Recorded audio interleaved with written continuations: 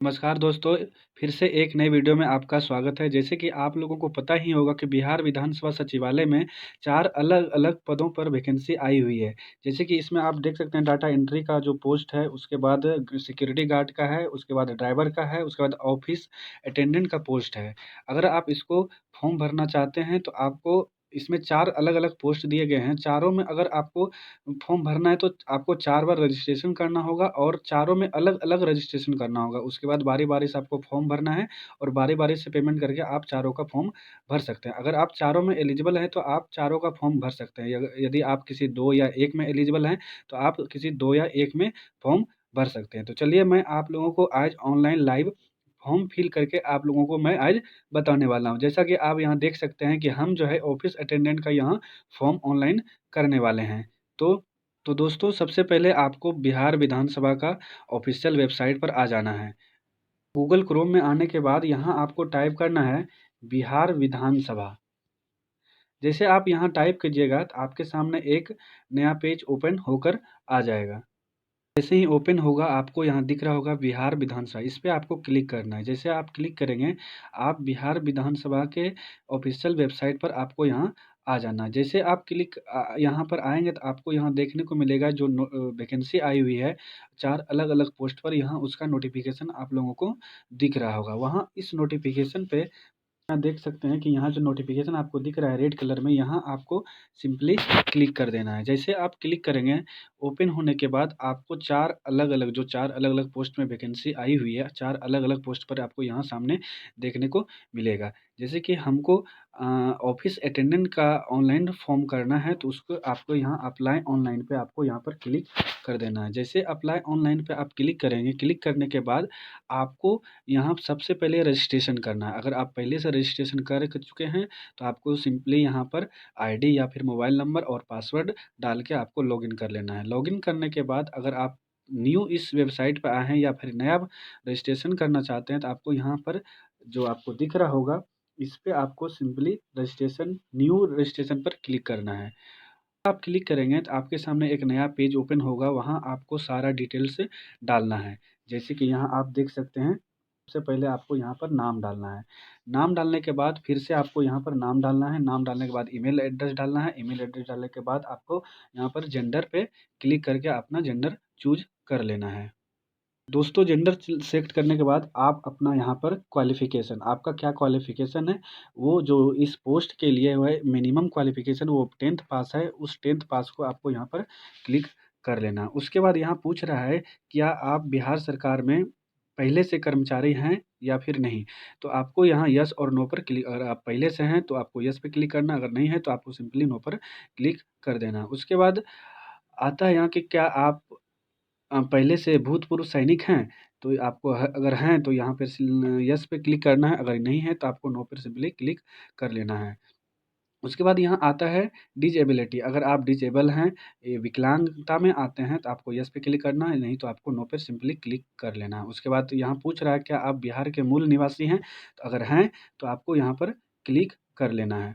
जैसे आप क्लिक करेंगे उसके बाद आपको कैटेगरी यहाँ पर चुनने को आएगा, आप किस में आते हैं, EWS, BC, EBC, SC, ST, जिसमें भी आप आते हैं उसको आपको यहाँ पर चूज़ कर लेना है। उसके बाद आपको यहाँ दिख रहा होगा date of birth, date of birth में आपको यहाँ डेट ऑफ बर्थ सेलेक्ट कर लेना है। उसके बाद जैसे आप डेट ऑफ बर्थ सेलेक्ट करेंगे उसके हिसाब से आपका कितना एज हो रहा है वो सारा यहाँ कैलकुलेट होकर आ जाएगा। उसके बाद यहाँ आपको जो है मोबाइल नंबर डालना है।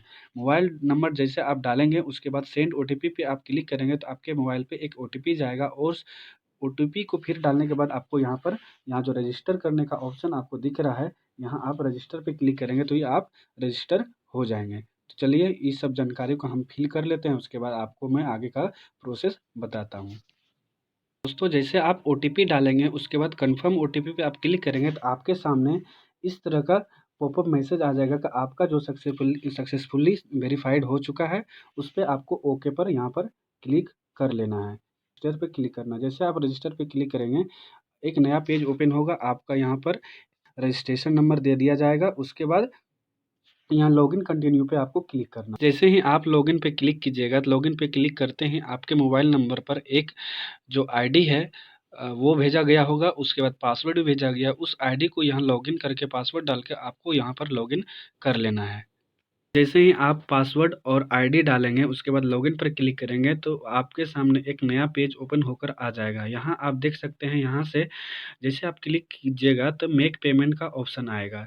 यहाँ से आप जैसे ही मेक पेमेंट पे आप क्लिक करेंगे, तो मेक पेमेंट करने क्लिक करने के बाद आपको यहाँ पर पेमेंट का ऑप्शन आएगा। यहाँ आप पेमेंट का ऑप्शन चूज़ करके यहाँ आप पेमेंट कर सकते हैं। दोस्तों, जैसे आप पेमेंट पे क्लिक कीजिएगा तो आपके सामने एक नया पेज ओपन होकर आएगा और उस फॉर्म का जितना भी दाम होगा वो सामने में आपको लिखा हुआ दिखेगा। यहाँ आप डेबिट कार्ड, क्रेडिट कार्ड से पेमेंट कर सकते हैं। Card number, month, expiry, year, ये सब डालने के बाद आपको पेमेंट पे नाउ पे क्लिक करके आप पेमेंट कर सकते हैं। अगर आपके पास इंटरनेट बैंकिंग है तो इंटरनेट बैंकिंग से आप अपना पेमेंट कर सकते हैं। उसके बाद आपको यहाँ यूपीआई से अगर पेमेंट करना चाहते हैं तो उससे भी यहाँ आपको पेमेंट करने का ऑप्शन दिया गया है, उससे भी आप पेमेंट कर सकते हैं। तो चलिए हम पेमेंट कर लेते हैं और आगे का प्रोसेस आप लोगों को मैं बताता हूँ। तो दोस्तों, जैसे आप पेमेंट कर देंगे तो आपके सामने एक पॉपअप मैसेज आ जाएगा कि योर पेमेंट है वॉज सक्सेसफुली। तो यहाँ आप देख सकते हैं, पेमेंट होने के बाद आपके सामने इस तरह का इंटरफेस देखने को मिलेगा। आपको दोस्तों पेमेंट सक्सेसफुली होने के बाद आपको सिंपली यहाँ पर क्लिक हेयर का जो बटन यहाँ दिख रहा है उस पर आपको क्लिक कर लेना है। जैसे आप क्लिक करेंगे आपके सामने एक नया पेज ओपन होगा। वहाँ आपको सारा उसके बाद आपको यहाँ पर क्लिक हेयर टू प्रोसेस पे क्लिक करना है। जैसे आप इस पे क्लिक करेंगे उसके बाद आपको यहाँ पर फॉर्म भरने को मिलेगा।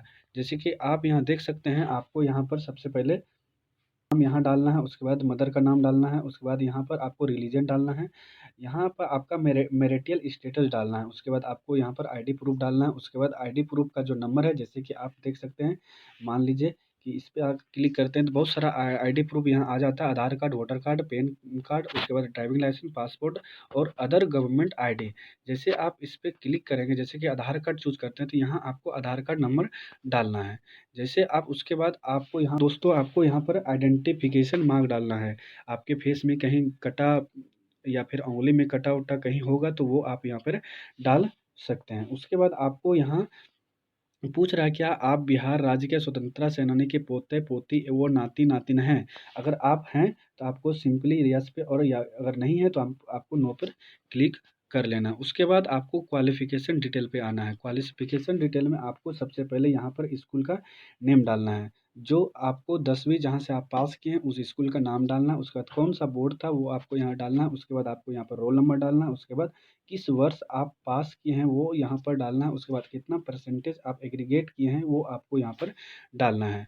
उसके बाद आपको कम्युनिकेशन एड्रेस में आ जाना है। यहाँ जैसे आप आइएगा उसके बाद आपको सबसे पहले यहाँ पर अपना एड्रेस डालना है। जैसे कि आपको यहाँ पर परमानेंट एड्रेस डालना है। परमानेंट एड्रेस में जो भी आपका जहाँ भी आपका अस्थायी पता है वो आपको यहाँ पर डाल लेना है। उसके बाद आपका राज्य कौन-सा है वो डालना है, पुलिस स्टेशन कहाँ है, उसके बाद पिन कोड यहाँ पर डाल लेना है।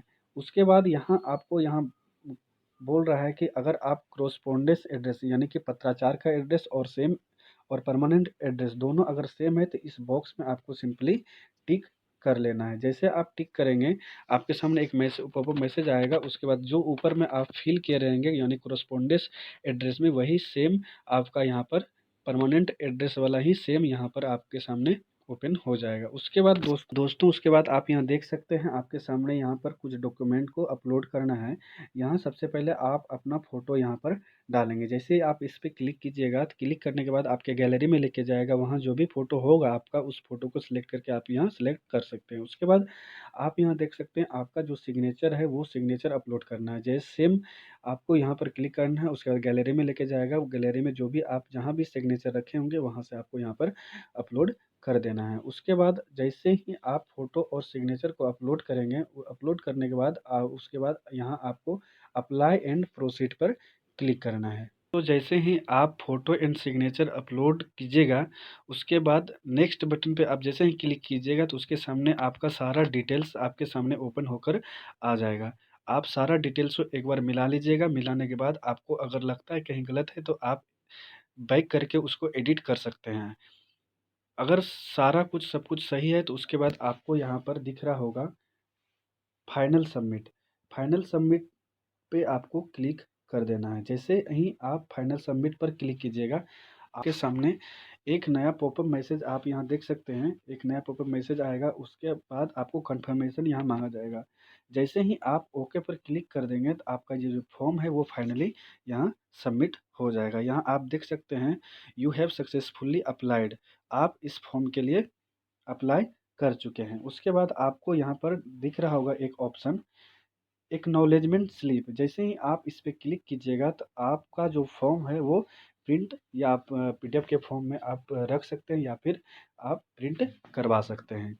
तो दोस्तों ये था बिहार विधानसभा सचिवालय में ऑफिस अटेंडेंट का लाइव फॉर्म फिल करके मैं आप लोगों को बताया। आप लोग चैनल पर नए हैं तो चैनल को लाइक सब्सक्राइब शेयर कर दीजिए ताकि यह वीडियो अधिक से अधिक लोगों तक पहुंच सके। मिलते हैं अगले वीडियो में, तब तक के लिए वंदे मातरम, जय हिंद।